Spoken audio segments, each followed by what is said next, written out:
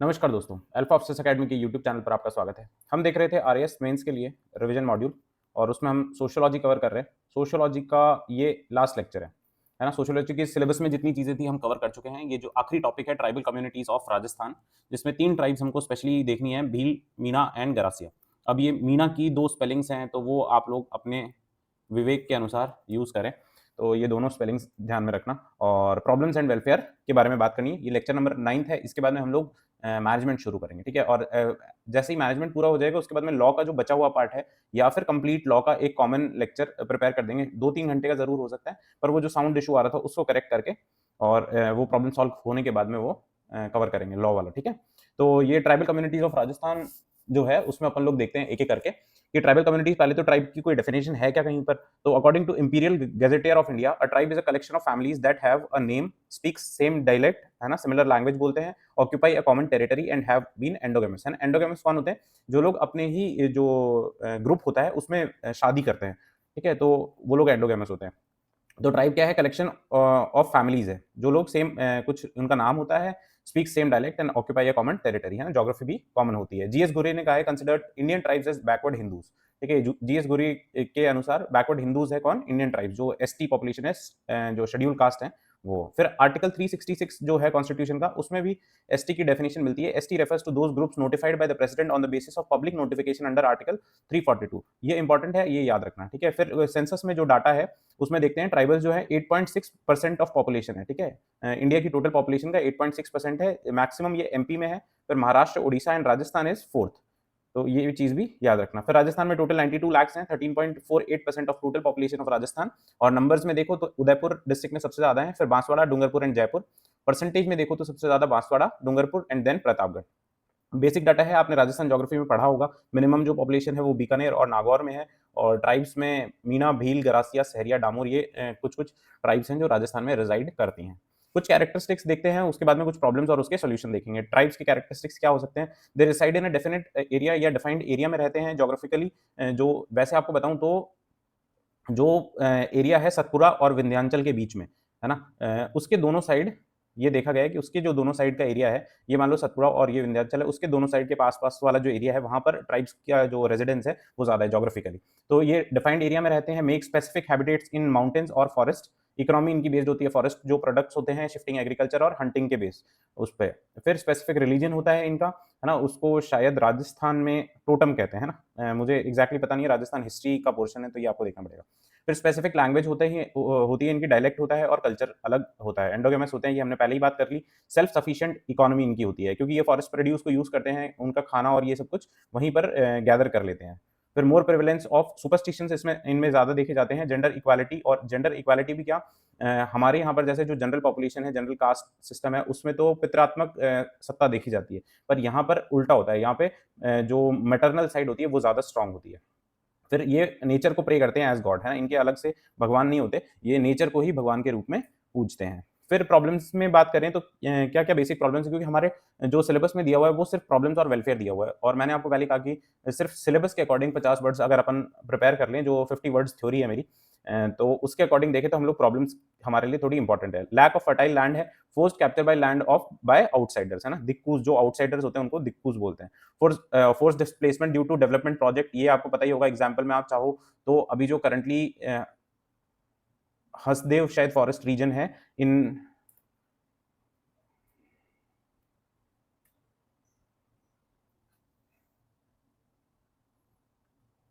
फिर देखें तो छत्तीसगढ़ वाला मेरे को याद नहीं आ रहा, हसदेव फॉरेस्ट का विवाद है शायद, तो वो आप एक बार चेक करना। बाकी नर्मदा बचाओ आंदोलन हो गया, ये सारे जो हैं वो force displacement due to development projects है ना? वहाँ पे डैम प्रोजेक्ट्स आते हैं, तो जो ट्राइब्स होती हैं और उनके पूरे के पूरे विलेजेस होते हैं उनको डिस्प्लेस करना पड़ जाता है। फिर हाई लेवल ऑफ इलिटरेसी इनमें देखी जाती है, 59% जो लिटरेसी रेट है वो यहाँ पर है। और poverty, low health standards, low living standards, lack of physical infrastructure, schools और हॉस्पिटल्स की कमी है। Alienation from the mainstream society, हालांकि ये लोग पर्सनली भी मेरे को लगता है कि कोई चाहता नहीं है, जो ट्राइब्स हैं वो ट्राइब्स के साथ ही रहना चाहती हैं, अपने ही मतलब ग्रुप में रहना चाहते हैं। क्योंकि अगर आप जो अंडमान एंड निकोबार की ट्राइब्स के बारे में कभी पढ़ोगे, वैसे तो एंथ्रोपोलॉजी में तो डीपली इनको पढ़ते हैं, पर हमारे लिए इतना ज़्यादा इंपॉर्टेंट नहीं है। फिर reservation and benefits of government schemes limited to some tribes only, कुछ पर्टिकुलर ट्राइब्स हैं उनको ही गवर्नमेंट स्कीम्स का फायदा मिल पा रहा है है ना, जो ज़्यादा बैकवर्ड ट्राइब्स हैं उनको ये सब फायदे नहीं मिल पा रहे हैं। फिर unemployment, addiction, lack of awareness, naxalism, extremism जैसी प्रॉब्लम्स यहाँ पर हैं।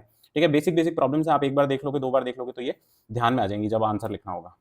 फिर कॉन्स्टिट्यूशनल प्रोविजंस हैं, तो ये मैं आपको पहले ही बता चुका हूँ, 15 से 17, 18, 19 तक तो कॉमन ही है। फिर आर्टिकल 25 देखो तो public and religious places open to all caste, है ना, उसमें शेड्यूल ट्राइब्स भी इंक्लूडेड हैं। आर्टिकल 29 है protection of language, script and culture, क्योंकि इनकी जो लैंग्वेज होती है वो थोड़ी अलग है, और जैसे जैसे अगर डिक्लाइनिंग पॉपुलेशन है तो वो लैंग्वेज बोलने वाले लोग बहुत कम बच जाते हैं, तो उसका प्रोटेक्शन भी फंडामेंटल राइट है। Article 30 freedom relating to educational institutions, है ना, और 46 में state to promote the educational and economic interest of backward classes. ये सारे हमने कॉमन जो प्रोविजंस थे। आर्टिकल 244 देख लो, special provisions for regarding tribes in some states. फिर इसके बाद में कुछ स्पेसिफिक ट्राइब्स के लिए जो प्रोविजन है कॉन्स्टिट्यूशन में, उसमें सबसे पहले आता है फिफ्थ शेड्यूल। अब फिफ्थ शेड्यूल में क्या है, specific provisions for tribes. Six schedule में है असम, मेघालय, त्रिपुरा एंड मिजोरम, है ना। MMTA मैंने तो इसको ऐसे याद किया हुआ था जब मैं पढ़ता था, तो ये make my trip to Assam मैंने याद किया हुआ था, बाकी अपना अपना सब लोग बना करके रखते हैं इसमें। 11th-12th शेड्यूल है, उसमें रिजर्वेशन इन पंचायती राज इंस्टीट्यूशन हो चाहे अर्बन लोकल बॉडीज हो। हमने आगे हम लोग देखेंगे पैसा एक्ट जो है उसके बारे में। फिर आर्टिकल 275 है special finance allocation by the centre to the states for tribal welfare. इसमें जो सेंट्रल गवर्नमेंट जो स्कीम्स चलाती है उसके ग्रांट्स में भी 100% शेयर सेंट्रल गवर्नमेंट का ही होता है ना, जो यूजुअली हम देखते हैं 60-40 जो रेशो है, पर वो ट्राइब्स के केस में क्या होता है 100% सेंट्रल गवर्नमेंट का ही होता है। फिर आर्टिकल 330 एंड 332 में रिजर्वेशन ऑफ सीट्स है किसमें, लोकसभा और विधानसभा में। आर्टिकल 338 ए, ये इंपॉर्टेंट है। 338 में तो अपन ने national commission for schedule caste देखा था, 338 ए में national commission for schedule tribes है, शेड्यूलिंग नहीं है ये, शेड्यूल ट्राइब्स। फिर आर्टिकल 342 है the president will declare any tribe as a schedule tribe after consultation with governor of the state concern. ठीक है, ये क्वेश्चन अभी रिसेंटली जो यूपीएससी प्री हुआ था उसमें ये क्वेश्चन पूछा हुआ था। फिर आर्टिकल 350 बी है presidential appointments, president appoints special officers for linguistic minorities. फिर एक एक्ट है schedule tribes other traditional forest dwellers recognition of forest rights act 2006 का। Panchayat extension to scheduled areas 1996 में ये जो पैसा एक्ट है, क्योंकि जो पंचायती राज इंस्टीट्यूशंस डेवलप हुए जो 73rd और 74th है ना, 73rd and 74th constitutional amendment act है, उसके बाद में 1993 में ये जो डेवलपमेंट हुआ उसमें ट्राइबल एरियाज इंक्लूडेड नहीं थे, तो ट्राइबल एरियाज को इंक्लूड करने के लिए इसका एक्सटेंशन एक्ट बनाया जिसको पैसा एक्ट नाम दिया, 1996 का एक्ट है ये। फिर कुछ welfare schemes government of India द्वारा है, कुछ राजस्थान गवर्नमेंट की स्कीम्स हैं, तो एक एक करके ये देख लेते हैं। गवर्नमेंट ऑफ इंडिया की तो देखो वन बंधु कल्याण योजना है, एकलव्य मॉडल रेजिडेंशियल स्कूल्स है, स्टैंड अप इंडिया स्कीम है, पीएम जनधन, पीएम कौशल विकास, पीएम आवास। मनरेगा में भी आपको अगर पता हो तो राजस्थान गवर्नमेंट में जो नॉर्मली 100 डेज एम्प्लॉयमेंट है राजस्थान में उसको 200 डेज किया हुआ है, तो स्पेशल प्रोविजंस हैं ट्राइब्स के लिए। पीएम वन धन योजना है, एमएसपी का जो फिगर है वो माइनर फॉरेस्ट प्रोड्यूस के लिए भी लागू होता है। फिर scholarship, vocational training and sports. Then कुछ स्कीम्स हैं जो राजस्थान गवर्नमेंट की स्कीम्स हैं जो कि मल्टीपर्पज ट्राइबल डेवलपमेंट ब्लॉक्स हैं एस्टैब्लिश्ड इन 1955। और उसके अलावा माडा एक कंसेप्ट है, माडा का MADA। ठीक है, ये MADA कंसेप्ट क्या है, मॉडिफाइड एरिया डेवलपमेंट अप्रोच है, ये एप्लीकेबल है 44 ब्लॉक्स ऑफ 18 डिस्ट्रिक्ट्स में, है ना। फाइनेंशियल असिस्टेंस भी दिया जाता है ट्राइबल स्टूडेंट्स को, रिसर्च फेलोशिप में 15,000 रुपये पर मंथ अलग से राजस्थान गवर्नमेंट द्वारा दिए जाते हैं। अगर जैसे आपको पता होगा JRF है कोई, तो उसको ऑलरेडी 40,000 50,000 रुपये मिल रहे हैं, तो उसके एडिशन में 15,000 रुपये पर मंथ रिसर्च फेलोशिप के लिए इनको दिए जाते हैं। Sahariya female nursing training scheme है, इसमें 9 महीने तक 1,000 रुपये पर मंथ दिए जाते हैं। Kalibai Bhil scooty distribution scheme है, 20 पॉइंट प्रोग्राम है, वनवासी ट्राइबल। ये आपको बताऊं तो ये सारी स्कीम्स है ना, जो इकोनॉमिक सर्वे है राजस्थान का, वो इकोनॉमिक सर्वे आप जरूर से करके जाना, तो वो उसमें आपको बहुत सारे जो वाइड वेराइटीज ऑफ सब्जेक्ट हैं राजस्थान RAS मेंस में, तो वो बहुत सारे कवर हो जाते हैं, तो आप उसको 2-3 बार जरूर पढ़ के जाना एग्जाम देने से पहले, है ना। आपको ऐसे लिखने में भी वो मदद करेगा और बाकी सारी चीज़ों में भी हेल्पफुल रहेगा। फिर वेरियस पॉलिसीज अलग अलग जो हैं उसके बारे में बात करें तो इसमें जवाहरलाल नेहरू एम्फेसाइज करते हैं इस पे integration policies for tribal welfare, है ना, इंटीग्रेशन करने के लिए उनका। GS गुरियर फोकस करते हैं किसमें, पॉलिसी ऑफ एसिमिलेशन पे।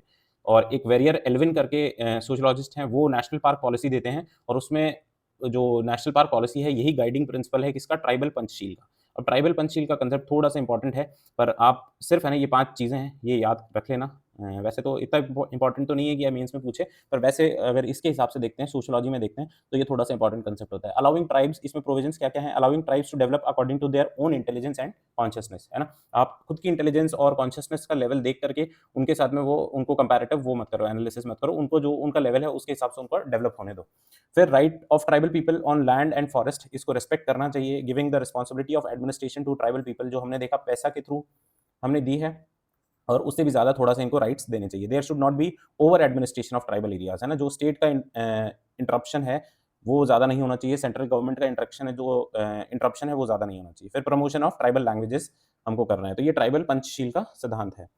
फिर एक ऑर्गेनाइजेशन आती है ट्राइफेड, है ना? Tribal cooperative marketing development confederation of India. अब इसका नाम ट्राइफेड कैसे रखा है ये मुझे नहीं पता है, पर इसको एस्टैब्लिश किया गया 1987 में मिनिस्ट्री ऑफ ट्राइबल अफेयर्स, है ना? इसके द्वारा नोडल एजेंसी है ये, ट्राइब से रिलेटेड जितने भी काम होते हैं वो ये एजेंसी करती है, और इसके कुछ काम यहाँ पर लिखे हुए हैं। Tribes India retail outlet new Delhi में ओपन हुआ 1999 में। वंदन योजना जो है वो भी यही उसको इम्प्लीमेंट करती है। फिर ट्राई फूड स्कीम है, एक टेक फॉर ट्राइबल प्रोग्राम है, और एक village and digital connect initiative है। ठीक है, ये याद ही करने पड़ेंगे, इनको समझाने जैसा कुछ है नहीं। वैसे देखो, पब्लिक एडमिनिस्ट्रेशन और बिहेवियर और जो एथिक्स है, उसके अलावा बहुत ज़्यादा मुझे ऐसा लगा नहीं कि कुछ समझाने जैसा था। फिर भी मैंने कोशिश की है जहाँ तक हो पाया है। फिर लास्ट में देखो एक कंसेप्ट आता है, ये थोड़ा-सा इंपॉर्टेंट है क्योंकि ये ट्राइब्स में भी कोई एक अलग ग्रुप है ना? इसको बोलते हैं पीवीटीजी। पीवीटीजी क्या है? पार्टिकुलरली वल्नरेबल ट्राइबल ग्रुप्स है। ये 1973 में देखो ढेबर कमीशन एक बनाया, उसकी रिकमेंडेशन पे पीवीटीजीज़ को बनाया गया। अब ढेबर कमीशन, आपको अगर याद हो तो राजस्थान में कहीं पर ढेबर लेक है क्या? अगर आपको याद हो तो आप मुझे कमेंट में बताना, ठीक है? फिर द लेस डेवलप्ड ट्राइब्स जो थी वर क्लासिफाइड एज़ सेपरेट कैटेगरी, है ना? कुछ ट्राइब्स थी जो ट्राइब्स में भी ज़्यादा पिछड़े हुए हैं, तो उनको इन्हें पीटीजी का नाम दिया गया, प्रिमिटिव ट्राइबल ग्रुप्स का। तो उनकी कैरेक्टरिस्टिक्स कौन से थे कि लेस लेस डेवलप्ड कैसे माना जाएगा? तो स्टेट ऑफ आइसोलेशन को देखा जाएगा, low level of literacy, stable and declining population अगर किसी की होगी, स्टेबल है तो भी और डिक्लाइनिंग पॉपुलेशन है तो भी वो मैटर ऑफ कंसर्न है, इसलिए उनको स्पेशल प्रोविजंस दिए जाएंगे। लैक ऑफ रिटन लैंग्वेजेस और स्क्रिप्ट, और subsistence economy based on hunting, food gathering and shifting agriculture, तो ये सारे कैरेक्टरिस्टिक्स होंगे तो किसी भी ट्राइब को क्या दिया जाएगा? पीटीजी का स्टेटस दिया जाएगा। फिर यही पीटीजी का स्टेटस जो है वो 1975 में गवर्नमेंट ऑफ इंडिया ने पीवीटीजी का स्टेटस कर दिया, और 52 ऐसे ग्रुप्स को ये पीवीटीजी का स्टेटस दिया। बाद में लेटर क्या होगा, अभी जो करंटली है 705 ट्राइब्स में से 75 पीवीटीजीज हैं, ठीक है ना? ये याद रखना नंबर, 75 पीवीटीजीज हैं इन 18 स्टेट्स, है ना? And 1 union territory, that is Andaman and Nicobar. तो टोटल 75 पीवीटीजीज हैं। कहाँ-कहाँ पे रहते हैं ये? 18 स्टेट्स प्लस 1 यूटी, ठीक है?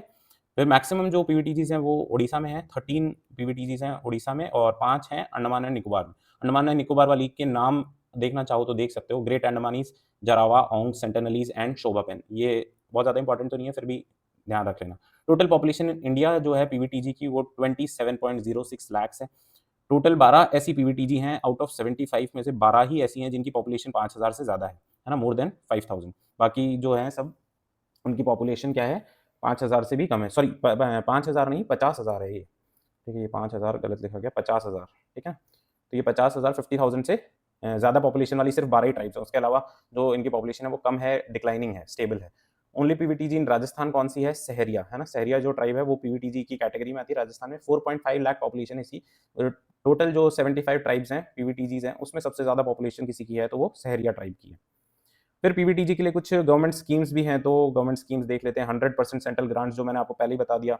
Rights on land under forest rights act of 2006, employment through TRIFED and MNREGA, and women's nursing assistant scheme in Rajasthan. तो ये बेसिक, तो यहाँ पर देखो हमारा फिनिश होता है सोशियोलॉजी। जो सिलेबस था उसके अकॉर्डिंग हमने सारे टॉपिक्स कर लिए हैं, कुछ एक्स्ट्रा नहीं कवर करते हुए।